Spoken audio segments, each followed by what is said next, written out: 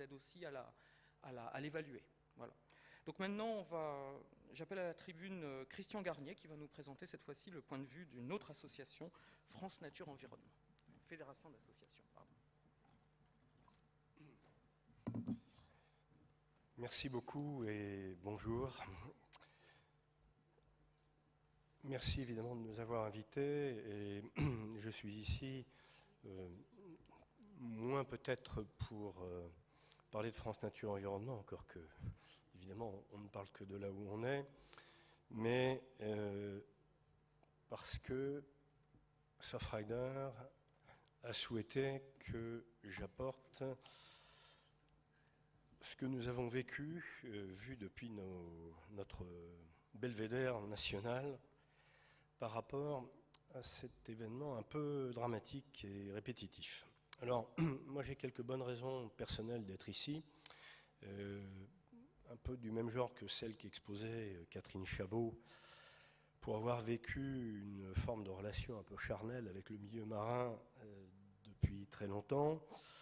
Et il se trouve qu'accessoirement, depuis quelques années, j'ai la très grande chance de vivre aux premières loges, si jamais il arrive une marée noire ou jaune. Alors, France Nature Environnement, c'est une fédération de plus de 3000 associations dans laquelle on retrouve des institutions très fortes et très vénérables comme la LPO qui existait bien avant que France Nature Environnement n'existe, Ne Secret, Surfrider et bien d'autres, et évidemment tout un tissu associatif de terrain très très ancré donc dans l'action locale, et je pense qu'on va trouver quelques résonances avec les exposés précédents. Alors, les associations qui ont créé France Nature Environnement étaient déjà très impliquées dans les questions dont on parle avant même la création de la fédération en 1967-68. Moi, je me souviens, là c'était en ce qui me concerne du côté de la Société nationale de protection de la nature qui, elle, existe depuis 1854, que je me suis retrouvé associé à des campagnes de lutte contre les dégazages lorsqu'il a fallu mettre en place les premières réglementations. Et sans rentrer dans tous les épisodes, je vais juste mentionner un événement, c'est ce que j'ai vécu, mais alors pas sur les plages, au moment de la MOCO en 1979. À l'époque, donc, j'étais secrétaire national de France Nature Environnement, et je me souviens de m'être retrouvé, après avoir reçu des coups de téléphone de nos associations locales, et notamment de Bretagne Vivante, par rapport à la situation en matière de traitement de la marée noire sur la côte, qui nous disait « Au secours, arrêtez les bénévoles ». Il y avait eu des appels sur les grandes radios, à la télévision, pour aller aider les pauvres Bretons qui étaient effectivement noyés sous les nappes d'hydrocarbures. Et nous avions reçu des coups de téléphone qui nous ont amenés à venir sur les quais de la gare Montparnasse pour dire aux gens, si vous n'êtes pas accueillis, n'y allez pas, on vous appellera quand on aura besoin de vous. Donc, évidemment, moi qui habite les pieds dans l'eau, je sais très bien que quand on est habitant du littoral, et en plus éventuellement acteur du littoral, si vous avez un événement de ce type qui vous arrive, vous n'allez pas rester les bras croisés, et si vous allez cirer les bottes pas loin, vous êtes assez rapidement sur la côte. C'est normal. Bon. Une autre chose, c'est effectivement de faire venir des vagues de bénévoles de l'extérieur qui d'abord ne connaissent pas forcément le milieu marin, et deuxièmement, qu'on n'est pas forcément préparé à accueillir. Ça ne veut pas dire qu'on ne peut pas faire appel à eux, mais cet épisode nous rapproche beaucoup de la position que nous avons prise.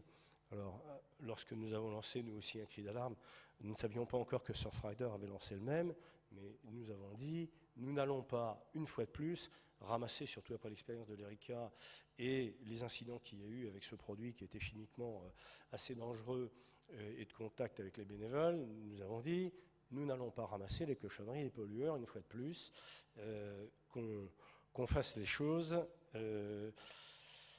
sous la responsabilité des pouvoirs publics et, en tout cas, avec les moyens que mettront à disposition les pollueurs ou ceux qui les assurent. Alors, à la suite de ces nombreux événements, comme vous le savez, il y a eu un Grenelle de la mer, il y a d'abord eu un Grenelle de l'environnement où on a commencé un petit peu à soulever les questions maritimes. Heureusement, il y a eu surtout après un Grenelle de la mer, où nous nous sommes retrouvés côte à côte avec la LPO, Surfrider, Humanisme et Biodiversité, les grosses associations de FNE et nos associations fédérées locales depuis la Nouvelle-Calédonie jusqu'à Saint-Pierre-et-Miquelon, en passant par la Lozère, la Bretagne et l'Alsace.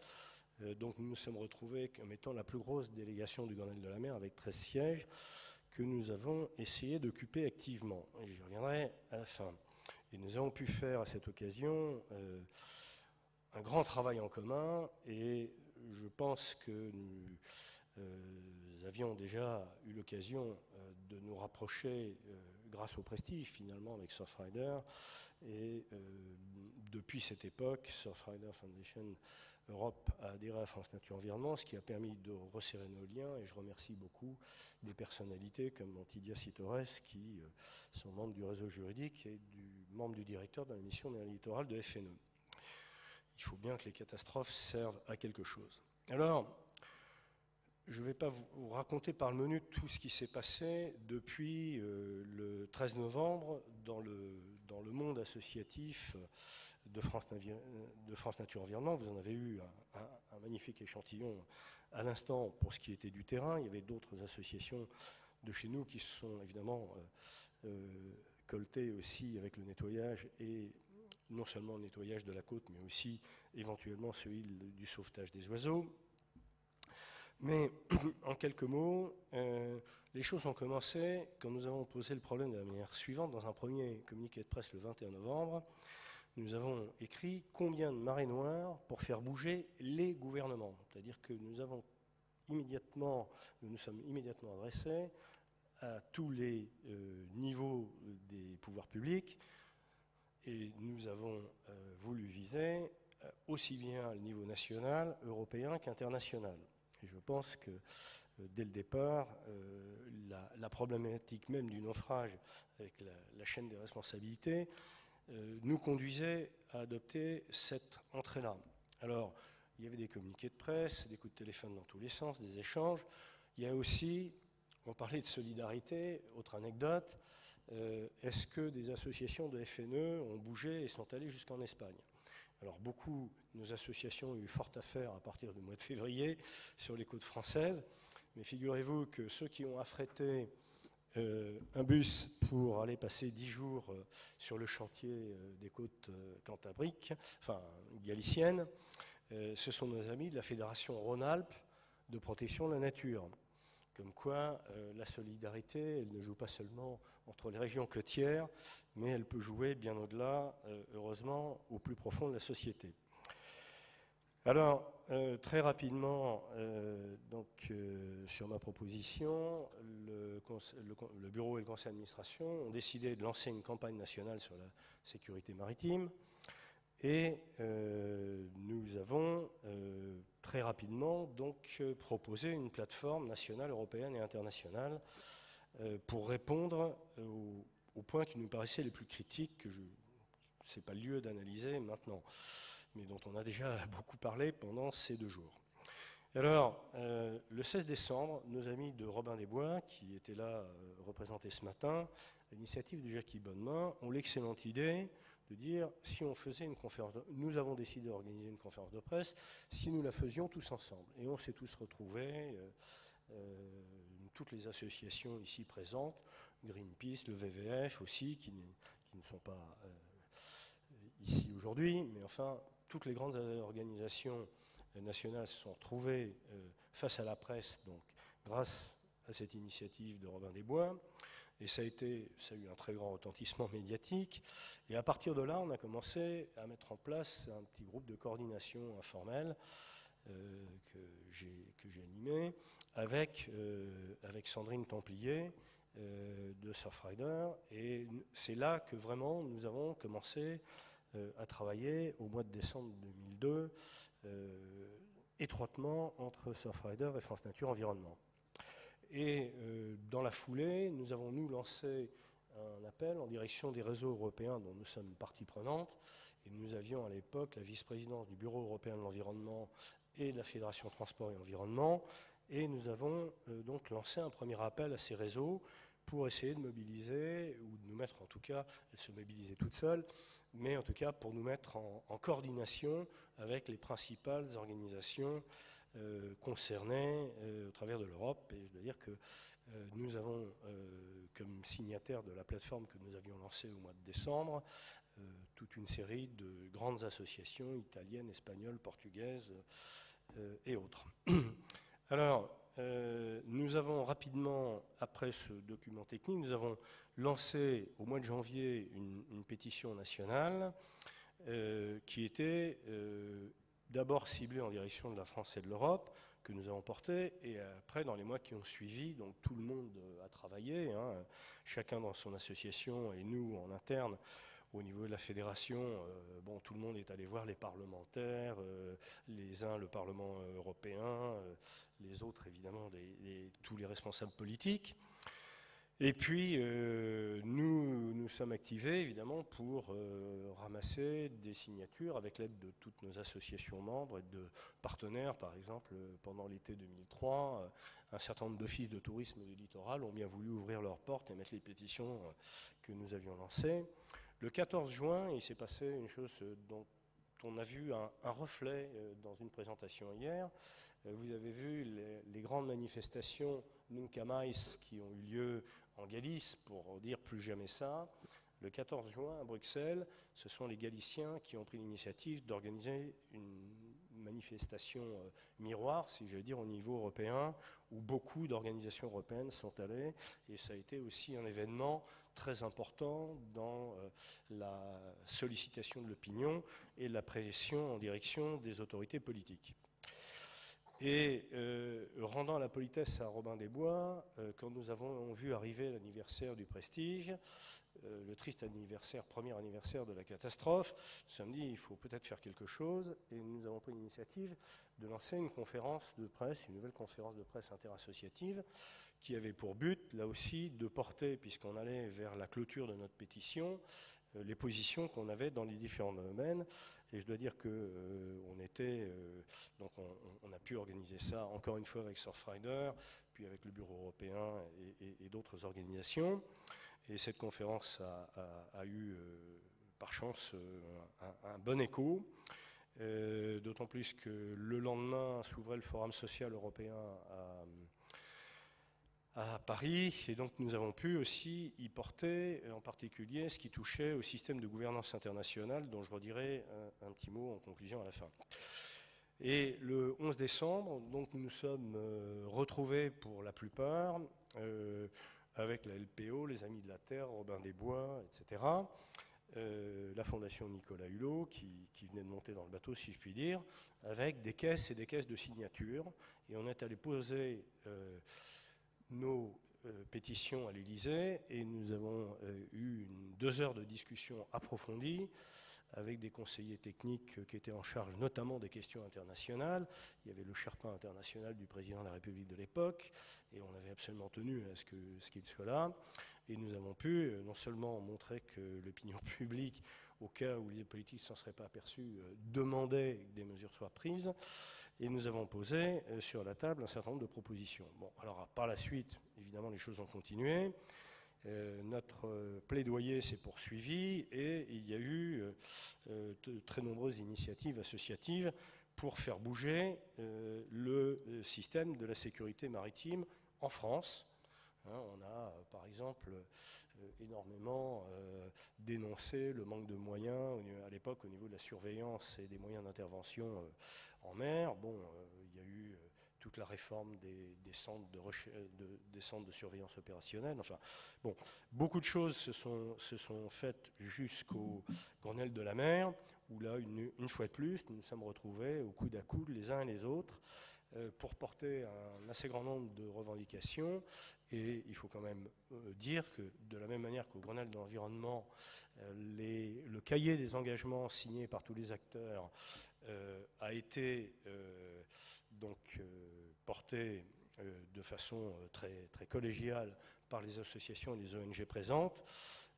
Donc le travail collectif s'est retrouvé dans les engagements, à la fois dans le Grenelle de l'environnement et dans le Grenelle de la mer, de manière très forte. Bon, même si aujourd'hui, parfois, certains auraient envie de les oublier. Mais ce sont les acteurs qui les ont pris, ce n'est pas l'État, les pouvoirs publics, et ça n'est pas à un gouvernement de dire si les engagements sont bons ou pas bons. C'est les engagements que nous avons pris tous ensemble, avec les entreprises, les syndicats, les associations, des représentants évidemment des pouvoirs publics et des élus.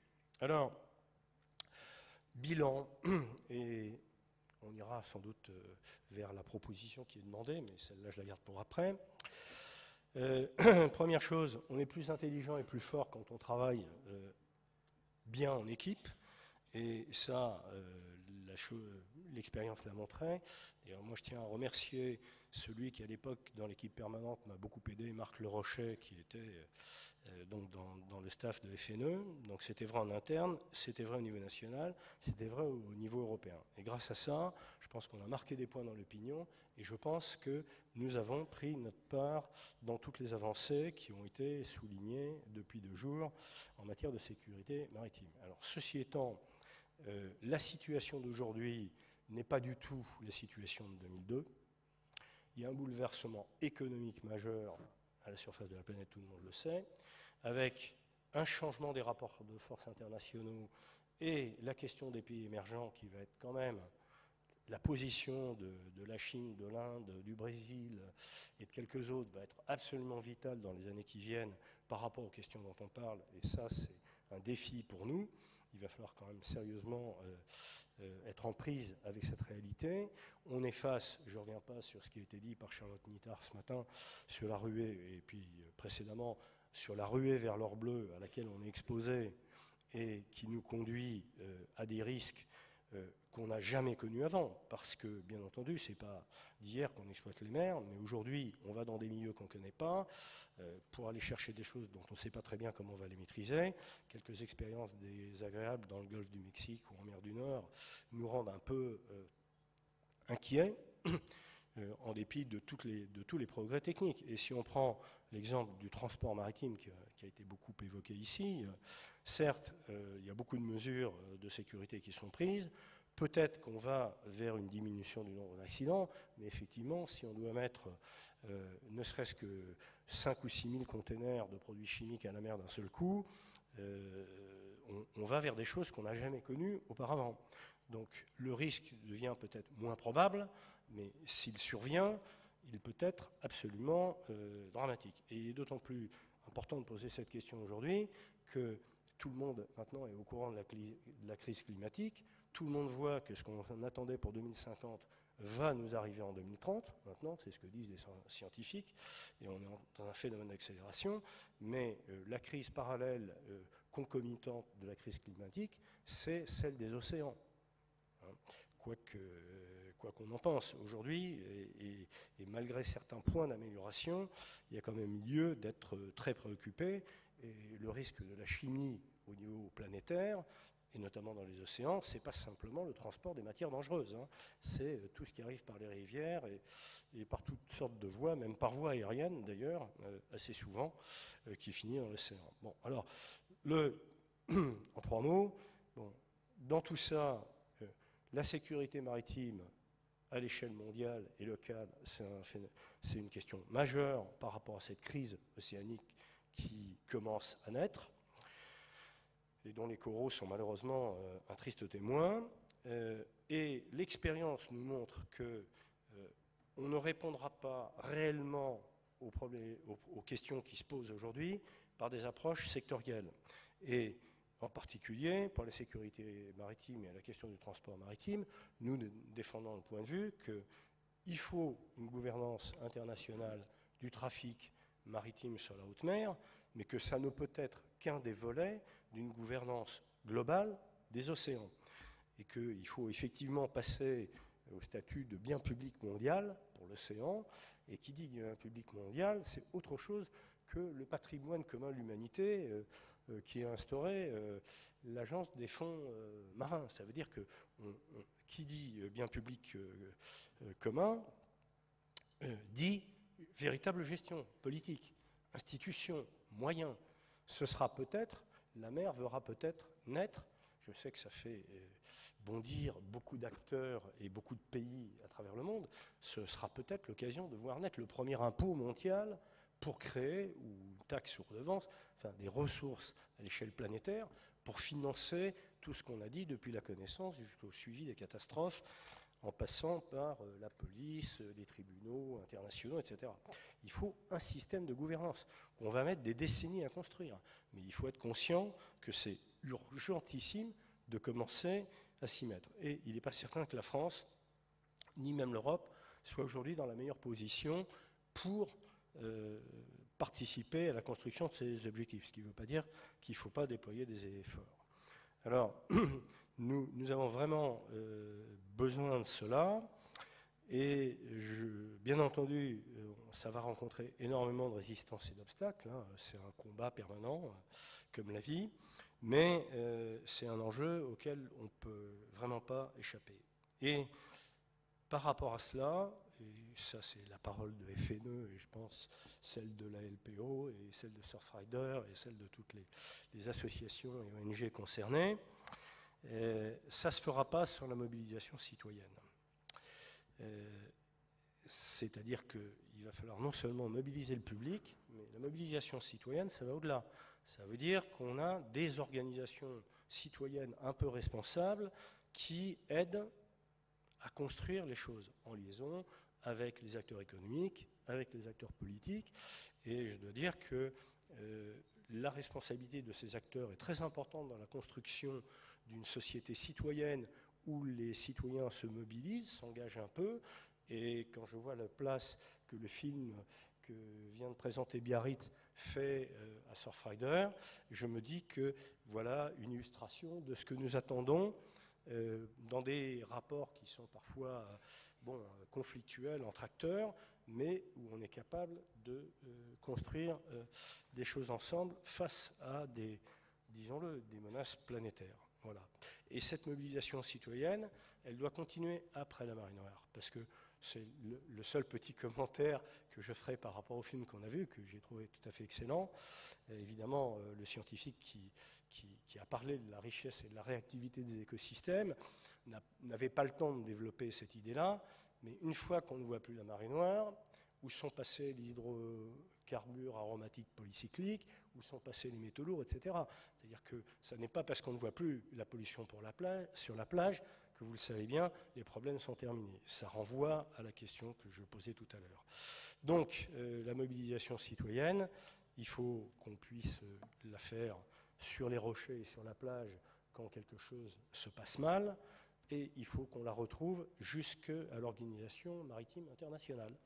Voilà. Et l'engagement citoyen doit être à tous les étages et nous amener vers une gouvernance internationale, européenne, nationale et locale. Mais il ne suffit pas de dire une bonne gouvernance, mais moi je préférerais dire une gouvernance de qualité qui implique, qui sait impliquer les citoyens. Merci.